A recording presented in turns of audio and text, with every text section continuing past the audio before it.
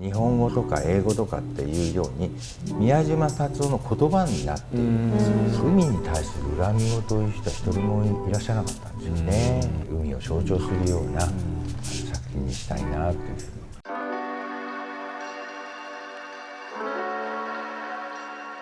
ミーティアアート始まりました。いつもね真っ白な空間でやってますけど、だいぶ暗めですけど見えてますかね、僕ら。だいぶ暗いですよね。はい、というわけで今日はですね、森美術館で開催されているスターズ展に、来させていただいております。今回のスペシャルゲストをお呼びさせていただきたいと思います。宮島達夫さんです。よろしくお願いします。よろしくお願いします。どうぞおかけください。はい。愛さん、はい、ご紹介の方お願いします。私から紹介させていただきます。はい。宮島さんはデジタルカウンターなど発光ダイオード LED を使用した作品を多く制作されていることはよく知られていますが、油絵では言いたいことを表現できないと新たな素材を模索し LED と出会ったそうです。また3つのコンセプト、それは変化し続ける、それはあらゆるものと関係を結ぶ、それは永遠に続くをもとに制作活動を長年されていらっしゃいます。挙げられないほど数多くの展覧会を国内外で行っていらっしゃる日本を代表する作家の宮島さんですが、近年では東日本大震災で被災した東北の鎮魂と復興を願い、クラウドファンディングで参加者を募って制作された時の海が大きなプロジェクトとして実現されました。今日はよろしくお願いします。よろしくお願いします。では早速ですが、後ろにあるモニズム・デュアリズムの、お話を聞かせていただければと思うんですけれども、はい、すいません、不勉強で。モニズムってどういう意味ですか？一元論という、モニズム、一元論と二元論。二元論、なるほど。哲学的な用語なんですけどね。これはどういった、きっかけもしくは意図で作られた？そうですね、逆にですね、ご覧になってどんなふうに感じましたか？まずこの縦軸とかそういうことはちょっと置いといて、その数字がこうダーッと羅列されていて、でそれが数字的には増えているものもあれば、戻ってるっていうものもあって、なんかこういわゆる時間とかってすごくま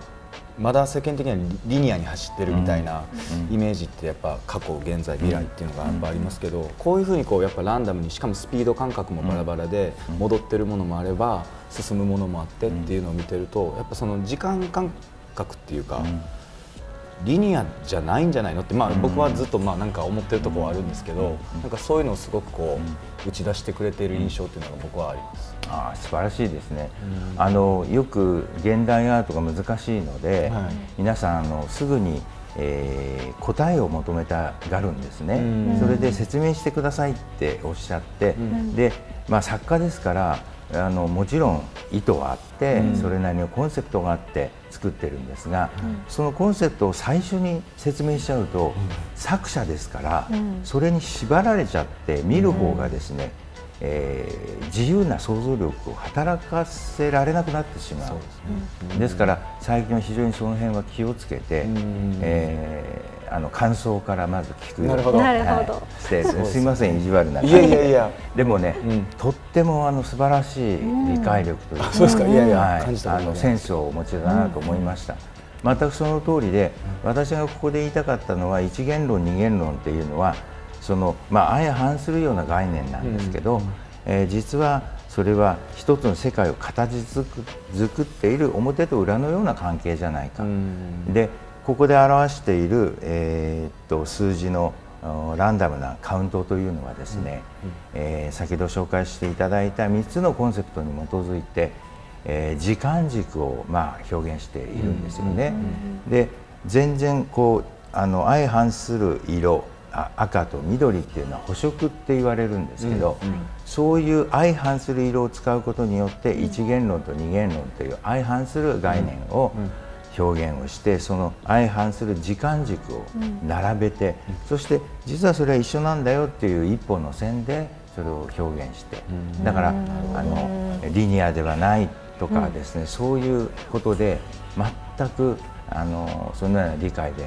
十分だと思います。ありがとうございます。いやそもそものこの LED もしくはこの数字のカウンターというものとの出会いっていうのはどういうきっかけだったんですか？はい、先ほどご紹介していただいた3つのコンセプト、それは変化し続ける、それはあらゆるものと関係を結ぶ、それは永遠に続くっていう、これはまあ自分として今後ずっと一生涯のテーマとして、自分が作りたいものはこういうものを作りたいっていう、それを言葉に置き換えて、表したものなんですね。でそういうものを作りたい、そういうものって言っても非常に抽象的なものですけど、そういうものを作りたいと思っていろいろと試行錯誤をして、表現の、メディア、いろんな道具を使って、試しをしてたんですけど、なかなかこうピタッとくる表現がなくって、で秋葉原でたまたまこの LED の数字のカウントをしている様を見て、これは何か自分が表現したいものとすごい近しいんではないか、自分の3つのコンセプトをうまく表現できるんじゃないかと思って使い出したのがきっかけなんです。これを作り始めたのは今からもう30数年前なんですけど、その当時は LED っていうのはまだまだ新しい素材だったんですよね。ですから自分にとっても新しい表現をしたいと思っていたので、新しい素材を使って自分の新しい概念を表現できるっていうことにやっぱりこうワクワクをしたっていうことだと思います。今この LED っていうのを使い続けるっていうのは現在性っていうのをどういうふうに捉えて使っている？そうですね、よく LED の、数字をずっと30年間も使い続けていますから、よく飽きませんねって言われて確かにもうね、数字オタク、数字おじさんみたいに言われてるんですけど実際で僕が言いたかったことっていうのは非常に大きいテーマで、自分が一生涯かけて追求していこうというテーマなので、それにフィットした自分のなんていうのかな、日本語とか英語とかっていうように宮島達夫の言葉になっているんですすでに。だからその言葉を通して自分が言いたいことをずっと言い続けてるっていうことなんですよね。ですからメディアが30年経ってもう今や LED なんて、逆にレトロな感じを若い人たちは受け取るんですけど、自分にとっての言葉になってしまってるんで、その言葉を使っていまだに、同じようなことをメッセージとして伝えていきたいっていうふうにして使ってるんですよね。ゼロが出てこないっていう概念が、そのどういうことなのかっていうのをなんかちゃんと聞いてみたいなって。それも大変きちっとそこを見ていただけるというのはありがたいです。実はですね、ここの LED は普通はそのカウンティングをしていくシステムっていうのはゼロも表示するんですね。でそれをあえてゼロを暗闇にしています。でそのことによって、ついてる時、点灯している光と消えている時、闇が繰り返されていく、つまりダイナミズムが生まれていくんですよね。で僕が、このカウンティングに込めている意味っていうのは、数字がカウントをしている時を生きている時間、そして暗闇になったのは死んだ時間で、その生きている時と死んでいる時が繰り返されていくっていうのが、東洋的な哲学でいうところの輪廻転生とかですね、永遠の生命感というものをそれ自体で表現をしているんですね。ゼロを使わないっていうところはポイントなんですか？そうです。あえてゼロを表示しないようにプログラムしています。要はその闇を作るっていう意味では、その1から9までの数字の中に闇があってもおかしくないというか、別に闇を作るという意味だけにおいては、でもそこがそのゼロを闇にするっていうのはなぜなんですかね？ですね、もともとゼロっていうのはインドで6世紀ぐらいに発見されたものなんですよね。でその時にゼロっていうのは、いわゆる僕らが知っているナッシングネス、つまり何もないっていう意味と、もう一つ増大っていう意味が、2つの相反する意味が同時に存在してたんです。増大、つまりそこには、見えないけれどもエネルギーが充満している、増大している状態。なしではないんですね。なしではない、見えないだけなんですよね。でそれをゼロっていう言葉で、サンスクリットでシーニャというんですけど、そのシーニャという概念が西洋にわたってゼロという表記になった、でそれで西洋の方ではそのゼロは何もないっていう意味、片っぽの意味だけで捉えられるようになったんですね。ナッシングネスの方だけで捉えられる、はい、西洋的には。だからゼロはナッシングネスなんですけど、ナッシングネスを表すためにそれはゼロとして表記される、でそれが何もないっていうふうにして真っ暗闇にすることで、僕らの想像力が一体これは何だろう、で、人間が生きて死んでっていう時に、死んだ時にはどんな状態か、真っ暗闇になるんじゃないかとかですね、いろんなことが想定されるんですよね。それでゼロをあえて暗闇にしているってことなんですね。なるほど。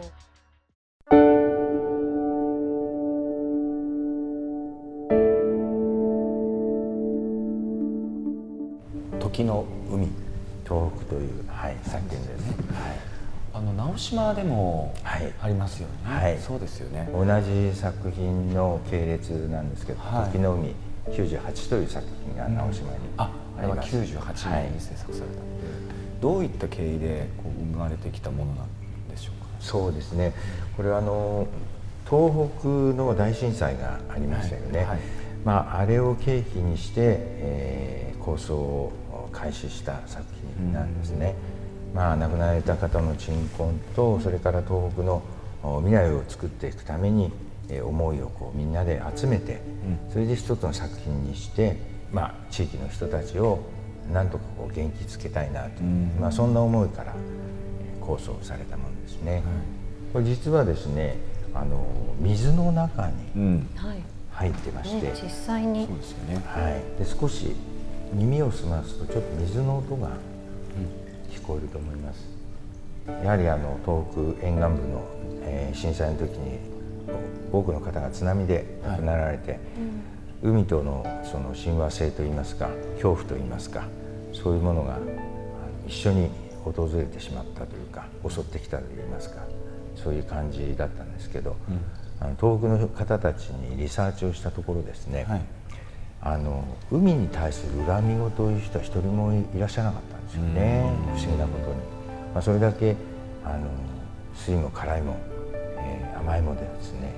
全て一緒に生活を共にしてきたっていうことだと思うんですけどもね。ですので、この作品も海を象徴するような作品にしたいなというふうに思って、作ってきてるんですけどもね。これはなんかランダムに配置されているように見えますが、何個ぐらいとか個数は？ここに展示してあるのは719個。で今後ですね、3000個まで増やしていって、東北の海の見える場所に恒久設置をしていきたいという、そういう願いがあります。でこれ一個一個の、ガジェット、先ほど説明したように命を象徴するような、永遠の生命を象徴するようなものなんですけど、一つ一つの数字が、そうです。で全部違ったリズムでカウンティングされてるんですね。その違ったリズムでカウンティングをしていただいているのは、実は東北の被災地の方々に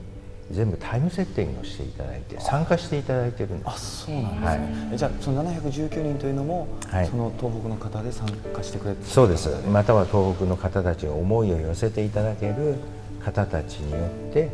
この作品は作り上げられている。つまり宮島達夫が作っているというよりは、被災地の方、また思いを寄せる方たちと一緒に作っている、そういうコラボレーションの作品なんですよね。タイム設定をしているのもその東北の方たちだったり、思う方たちだったり、このコンポジションもこのコンポジションは私の方でなるほどなるほど、セットをしてますけどね。それぞれ皆さんその思いを持ってですね、例えば、亡くなられたおじいちゃんのね、誕生日のカウントのスピードにするとかですね。どんなスピードなんだそれは。いろんなそのね、なんかね、思いをそこに託してくださっていて、それがこう集まってこう思いが重なっていってこの作品ができているっていう感じですかね。だからね、考えて、ワークショップをやっていろんな東北の地域に、行ってきたんですけど、はい、中には1時間ぐらい悩んでですね、そのタイム設定をする方もいらっしゃったりして、いろんなことをこうね思い出すらしいんですよね。大震災があった直後は私も大学に勤めていて、で学生たちがいましたので、それ安否を確認するために山形にあったんですけど、美術大学がでそこに安否を確認しに行ったところ、学生たちがすぐにでもボランティアに入りたいって言い出して、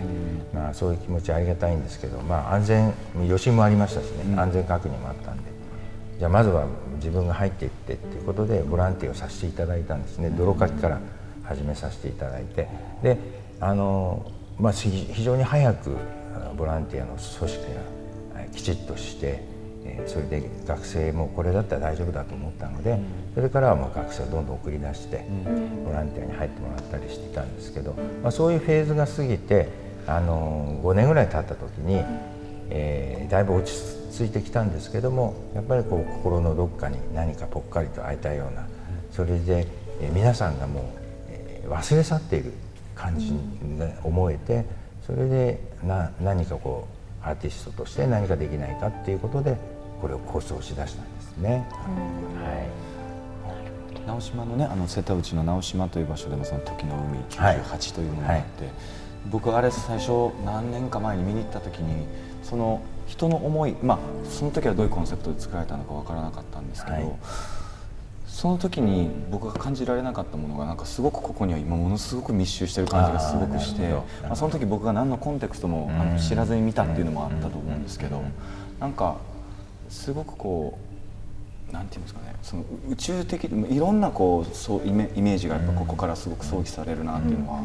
なんかそれこそ星の瞬きのようにも見えるし、なんていうかこう山とか森の景色を見てる時のような気持ちにもなるというか、全然こう予測してないところでこう何かが動いてたり、でも見てたら動いてないけど、でもあそこで気配を感じたりっていう、その生命というものをすごく感じるっていうところだったのが、あちらに行けばまたここにどういう思いがあってどういうそのカウンティングのあれがあってっていうのが書かれていて、それを知ってもう一度ここに来るとまた全然見え方が変わってくるというか、なんか飛行機の上からのその人の生き物のなんか営みを見てるような、なんかあそこで並んでる数字は誰かと誰かでとか勝手に想像し始めると、なんかある種このLED でそのカウンターという数字のそのいわゆる無機質に見えるものがどんどんこうなんていうかオーガニックなものというか、なんか熱量を嬉しいですね、そういうふうに感じていただけるのは。本当に人を感じる。そうですね、そうやって感じていただけるとこの作品を作られた方たちが本当に喜ぶと思いますね。この作品を通して、皆さんに当時のね、あの時、被災をされてない、例えば東京にいる人、それから関西地方にいる人もそうだったんですけど、映像を見たりして全員日本中が全部被災したと思ってるんです。あの時大きく傷ついたし、絶望したし、だからそういうことで、あの時の自分っていうのをもう一回振り返っていただきたいなって思ってるんですね。これはごめんなさい、もうすごい具体的な質問になっちゃうんですけど、青は、減っていく数字ですよね。で緑は増えていく数字です、これは、その何か決まり事というかね、こうあるんですか？そうですね、ブルーとか寒色系は、どんどん減り続けていく感じ、でグリーンはちょっと暖色系になりますので、それはカウントアップをして増えていく、さっきのモニズムデュアリズムでもそうなんですけど、前進するか後退するかみたいな話ではなくて、それは循環しているので、なんかこうどっちにもいけるっていうか、そういうような意味合いで、作ってますね。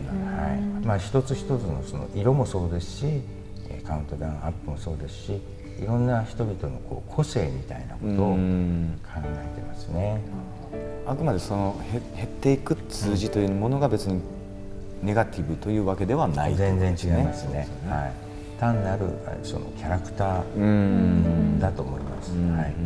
じゃあちょっとあっち側にそうですね、移動して、はい見ましょうか。というわけで先の時の海のいわゆるカウンターですけど、タイム設定をしていただいた方々の名前がここにそうなんです。これプールの形なんですね、これ。さっきのお部屋の。それで僕らがこうずっと来て、ここら辺で見てたわけです、こっちを。ですから LED の場所と、それからそれを設定した方のお名前が全部載っています。クラウドファンディングでご参加されてるワークショップとかで参加して、クラウドファンドをした方はこちらですね、サポートアーティストということでお名前を掲示させていただいてるんですが、クラウドファンドでやっていただいた方とかいうのも大事なその作品を作っていくアーティストの一人であるということでやっております。これら全部ウェブサイトにも掲載されていますので、もし思いのある方がいらっしゃれば、参加もできます。番組の概要欄にも URL 貼らせていただくので、ぜひ皆様見ていただきたいと思います。最後に一つ、宮島さん、まさにこれだけたくさんの人とか、あとご自身のアーティスト人生の中でも本当に多くの方々の出会いでなんか作品ができてきているのかなという気がするんですけれども。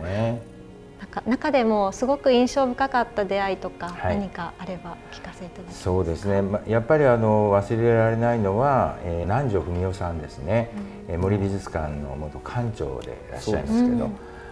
私が、国際デビューをするきっかけを作ってくださった方なんで、非常にずっとお付き合いをさせていただいてますけども、それがなかったら国際舞台には私出られてないので、非常に素晴らしい出会いだったなと思います。であともう一人はですね、私の芸大の恩師、亡くなられたんですけど、榎倉浩二先生という、作家なんですけど、その方にも非常にお世話になって、いまだに僕の中に、規範としている作家ですね。何かこう作品で迷ったり悩んだりするときには必ず、しっかりしろって言って心の中で、叱ってくれる存在なんですね。いいですね。いっぱいそういう出会いがあって今があるという感じですよね。そうだ、一つだけお聞きしたいのが、これはもう皆さんにお聞きしたいことでもあるんですけど、このアートの世界にもう身を置こうというか、ここに入ってこようと思ったきっかけになったような、いわゆるアーティストだったり作品っていうのはありますか？そうですね、僕の場合は、非常にこう青春の挫折した時期に出会った作家たちっていうのはやっぱそれに値する作家たちですよね。例えばセザンヌとかゴッホとか、そういう絵を見てやっぱ初めて絵の前で泣いたっていうのがもうセザンヌだったりゴッホだったり、